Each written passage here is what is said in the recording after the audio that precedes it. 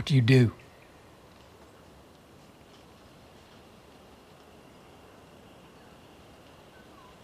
I saved her.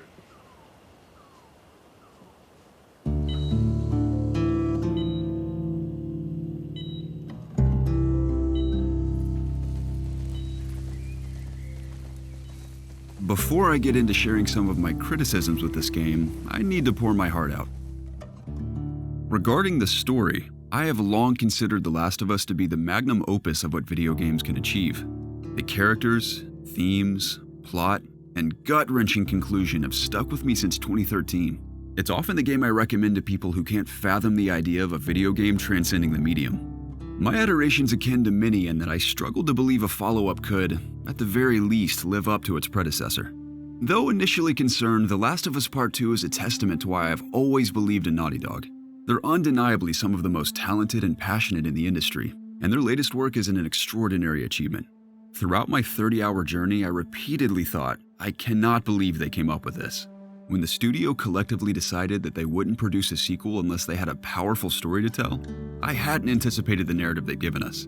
The writing, character development, performances, plot, and presentation are some of the best I've experienced in my 20-plus years of gaming. Themes of love, trauma, hate, revenge, obsession, consequences, redemption, and empathy woven throughout evoke memories of my own, albeit far less bloody and brutal. I sympathized and at times empathized with some of the emotions these characters endure. I laughed, screamed, cheered, nearly shed tears, and though the end made me say, wow, that's one of the saddest stories I have ever heard, I loved it. Altogether, this story moved me. However, there are a few story beats that didn't quite land for me, at least not in the way I imagine Naughty Dog intended. I could talk about a dozen moments I adore throughout the story, and a handful that I don't, but I've narrowed it down to 6. Here are, in my humble and subjective opinion, the best and worst parts of the story in The Last of Us Part 2.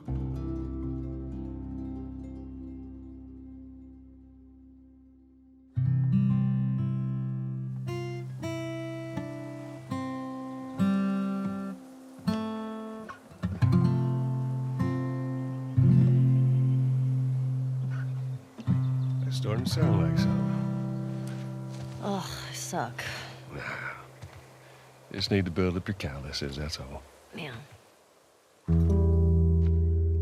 If this isn't one of the most heartwarming scenes I have ever experienced, it's the sort of scenario I like to imagine after finishing the first game. Sure, Joel slaughtered a hospital full of people with noble intentions and lied to his surrogate daughter's face, but they can live happily ever after, right? If only.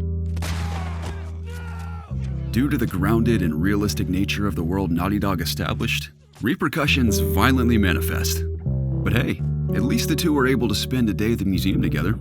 It goes without saying that their banter throughout churns the heart. A few of my favorite moments include Ellie's involuntary swimming lesson, placing her hat on dinosaurs, and sharing her impressive knowledge of outer space.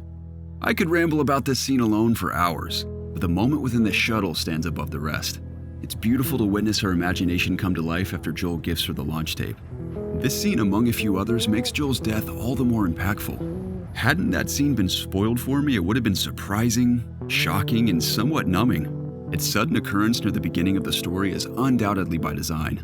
Each memory with Joel that Ellie recalls throughout the story builds upon the last, shaping their weathered but unbreakable bond, and adding emotional weight.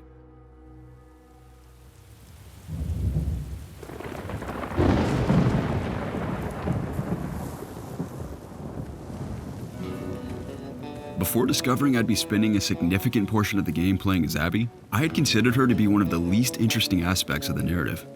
I understood Ellie's wrath, but at times I questioned if I cared because I knew so little about her enemy. Again, entirely by design. I assumed she had a profound motivation, and though the revelation was relatively predictable, Abby quickly became one of my favorite characters. It's hard to believe considering she smashed the brains out of my other favorite character with a 5-iron, but Naughty Dog managed to make me sympathize with her. Though we saw the scene years ago, witnessing the forest escape play out after spending hours getting to know her was exhilarating. The moment she strangles the scar, picks up the hammer, and begins beating down stalkers is incredibly badass. I also dig the gorgeous single source of light produced by the burning car.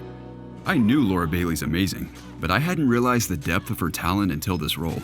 Abby's featured in the majority of my favorite scenes, but the forced escape is one of the best.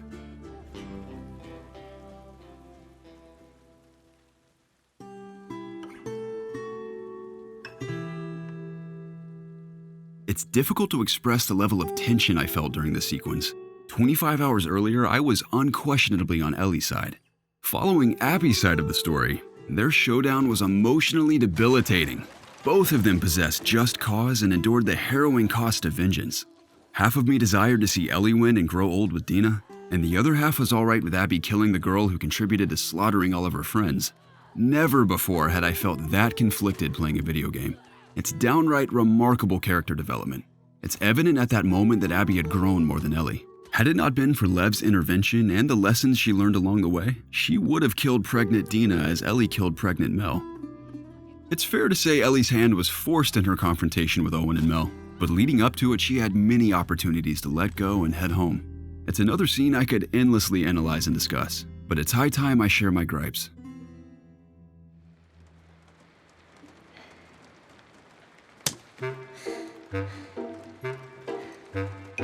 Didn't think I'd ever see you again. Overall, I like this scene. The setup's great. Ellie and Dina's lovely stroll through the overgrown streets of Seattle is suddenly halted by a bomb trap that leads to their separation, Shimmer's death, and Ellie's capture. It was a rude awakening, as I had just settled into the comfort of their camaraderie after exploring the open segment of downtown. The sudden shift immediately reminded me that no one's safe, at least until Dina falls through the ceiling attempting to rescue Ellie. The moments leading up to it are tense. Jordan and another guy argue over Isaac's orders, Jordan makes a case for interrogating Ellie, and you have no idea if Dina survived. It's an awesome scene until Ellie begins reaching for the shard of glass to free herself. Although Jordan made a case for Ellie's life, he doesn't have a good reason to spare Dina. After all, she just killed his colleague. An argument can be made for pitting the two against each other for answers, but I don't buy it. The shard of glass landing nearby Ellie and the amount of time it takes for Jordan to overpower and strangle Dina is all too convenient for the grounded world they've established. It is an exciting sequence, and I'd be remiss to deny I wasn't worried about Dina during my first playthrough, but it's ultimately a deus ex machina. I will never be a gifted narrative writer, but I imagine there was a smarter way for Dina to save the day. Once again, I loved the scene leading up to this one. Ellie's pursuit of Nora through the hospital is wild. You have fought your ass off to get here, and answers to Abby's whereabouts are just within your reach. Nora's already sentenced to death, and Ellie has her cornered. Focusing solely on Ellie's reaction as she mercilessly beats Nora senseless is phenomenal direction. Up until now, Ellie has continually lost pieces of herself with every cruel act she's committed. It's a powerful scene, made all the more effective in being forced to enact the beatdown. Unfortunately, I couldn't feel Ellie's emotional response in the scene that immediately follows it. She returns to the theater physically shaken, beaten, and bloody as she breaks down and admits to getting Nora to talk.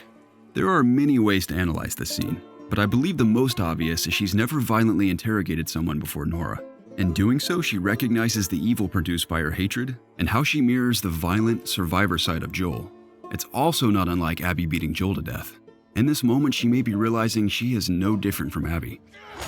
Within the context of the story, it totally works. However, it's the gameplay that disrupts this scene for me.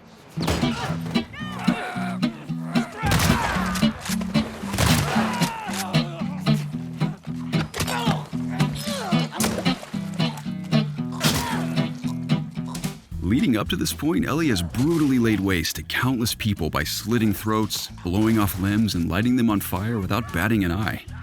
She often calls enemies names or quietly celebrates after killing them. And earlier in the game, while exploring the courthouse, she jokingly tells Dina that she'd be capable of getting a criminal to talk using her knife faster than a judge could with a jury. Sure, maybe all the mindless murder has finally caught up with her. But minutes before dealing with Nora, I killed a hospital full of soldiers and reluctantly put down a dog. Now she's emotionally shaken? I imagine this scene will land differently for players that kill as few enemies as possible before getting there. The performances are excellent, but it didn't resonate with me.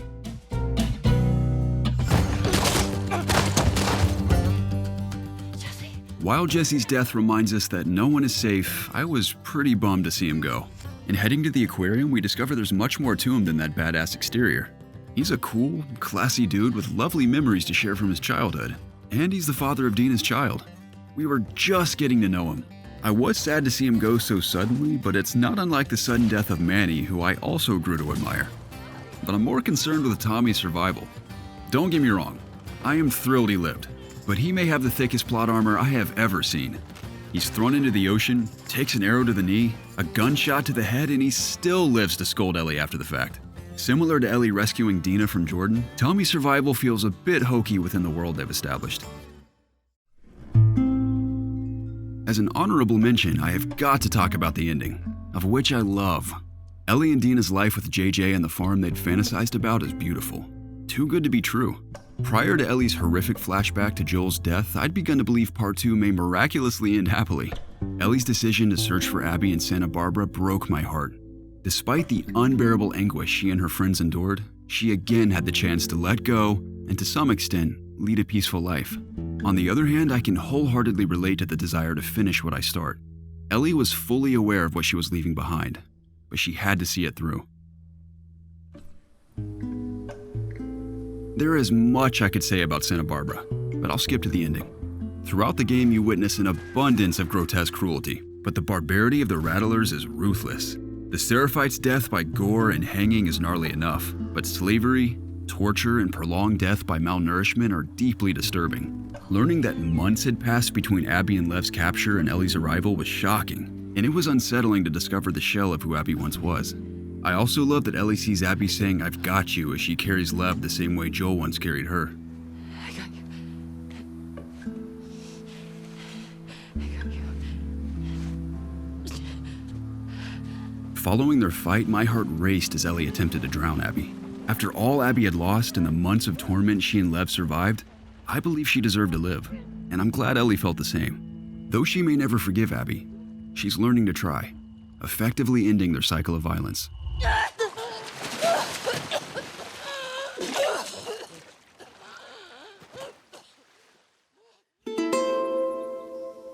The final moments of part 2 left me with the same impression as part 1.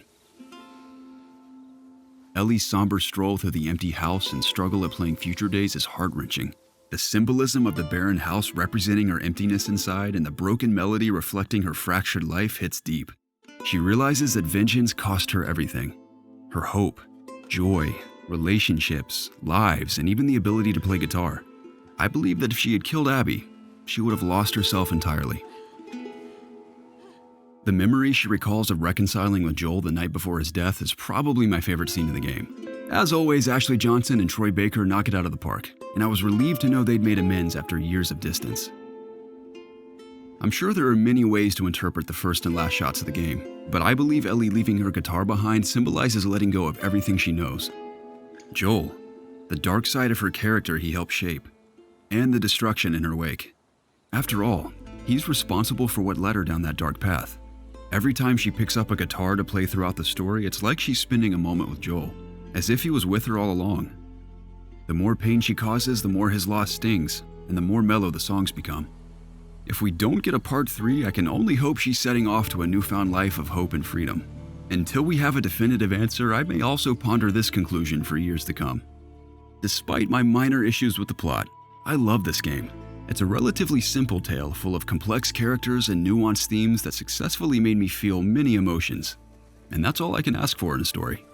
Again, I could discuss every aspect of it for hours on end, but for now I'm eager to hear your thoughts. I'm hoping some of what I've shared generates fun conversation, and I will respond, so don't hesitate to comment. And remember, be excellent to each other. for more on Last of Us Part 2, you can check out my video on why I believe you should play on Survivor, or our full review that are both linked on the end screen of this video, as well as multiple gameplay videos on our channel.